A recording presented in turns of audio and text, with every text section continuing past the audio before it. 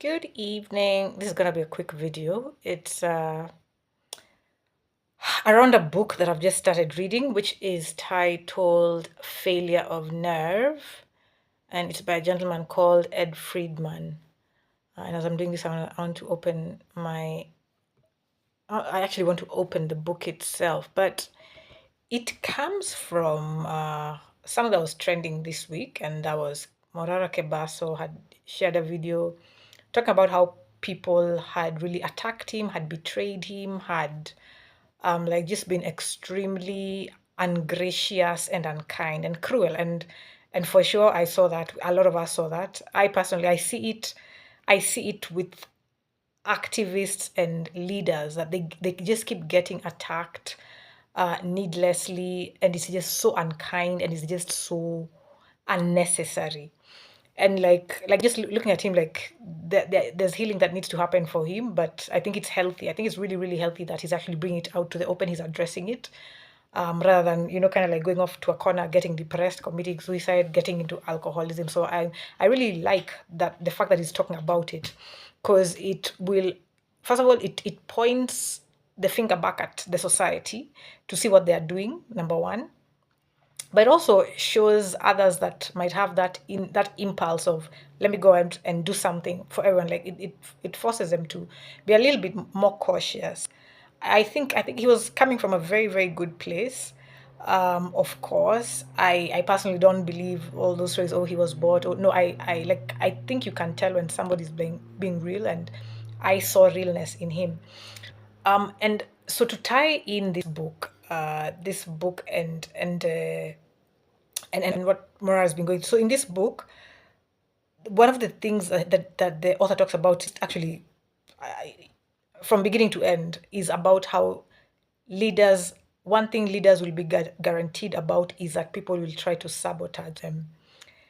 And it's because I've also been doing a lot of other psychological explorations around trauma healing and other such things. I understand it from the level of how we as individuals, we self-sabotage.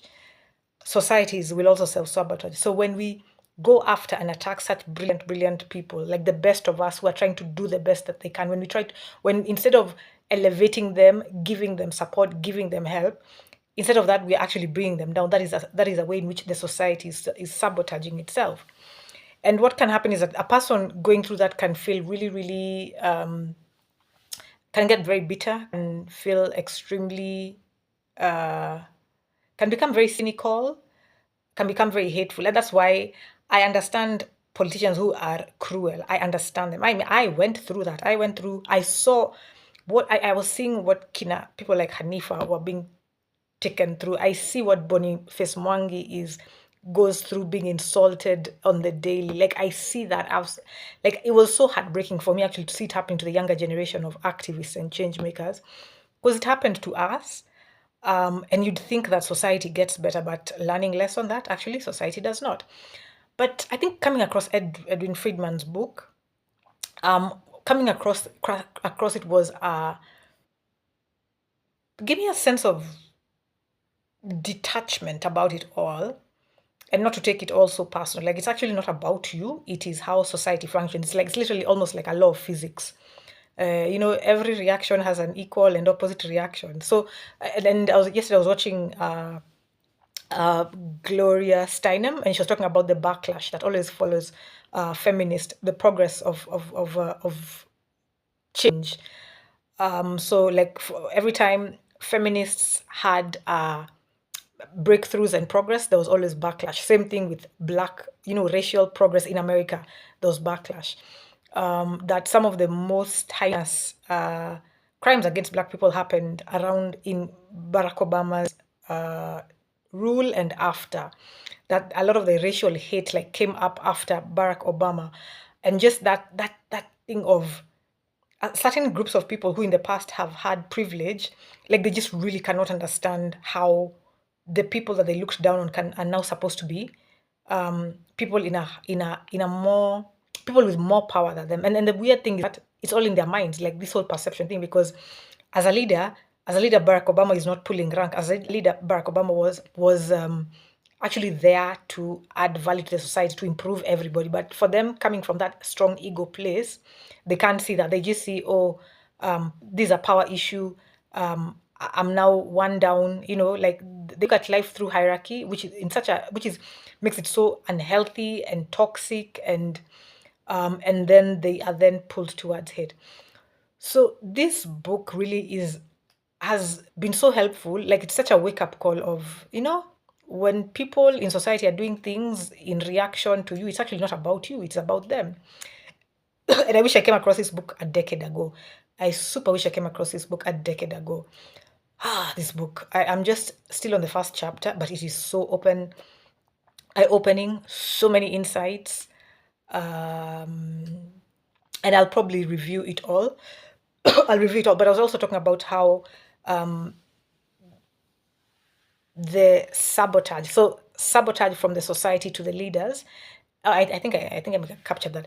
But I'd also another book I read last week was Trauma and Transformation in African Literature by J. Roger Kurtz, and it ties in. I love when different things you're exploring and looking at tie in together, because it really showed our African societies and their propensity for sabotage. So maybe in another healthier place, in another healthier society, people would be going out of their way to help Morara.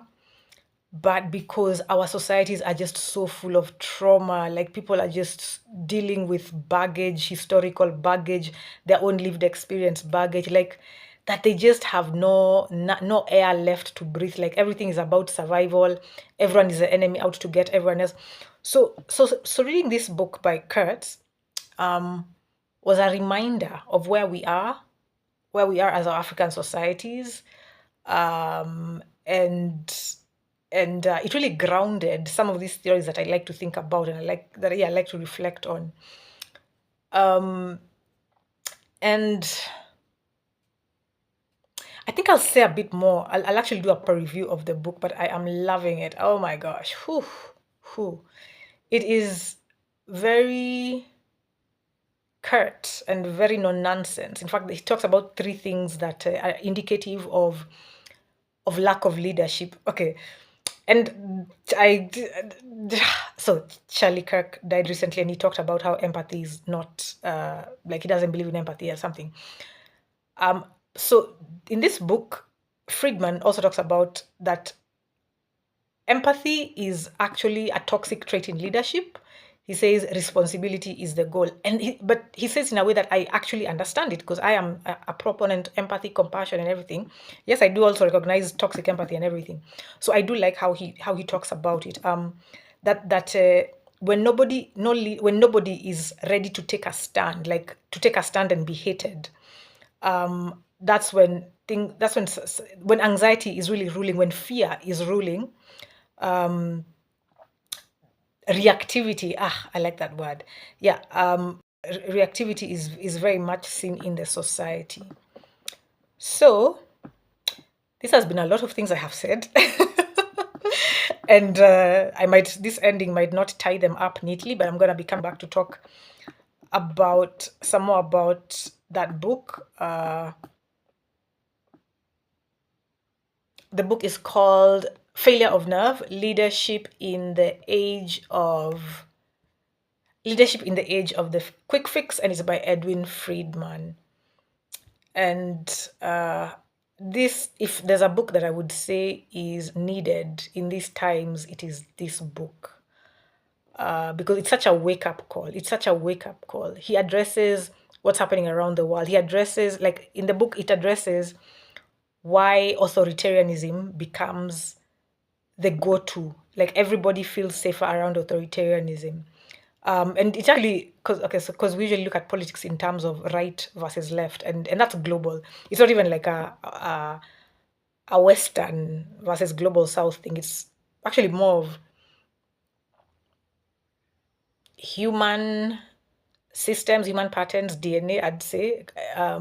in terms of people's propensity for feeling versus thinking. And we can just to very widely summarize, like we could say that leftists are very big on feeling and emotion and care and compassion, empathy, whereas Republicans are very much on and the right are very much about property and conservatism, and no need for change, and let's respect tradition, let's respect the past, let's honor the past, let's respect property, let's see how we can make more in terms of money and finance, and get better, get bigger, and not like and of course with both there's good and there's bad, and you see already that what was happening in the left globally is that it was getting a little bit out of hand. It was getting a little bit out of hand in terms of pushing for rights that had not really been. This might be wading into murky water, and I'm not sure if I want to get into that right now. But that I think there's an opportunity for balance. And maybe many years back, I might have identified very much with the left. In some ways, I still kind of do, but I also understand the importance of some of the right-wing values. So maybe I'm centrist, I don't know. But no, I think to be frank, I think maybe I'm center-left. Maybe that's it.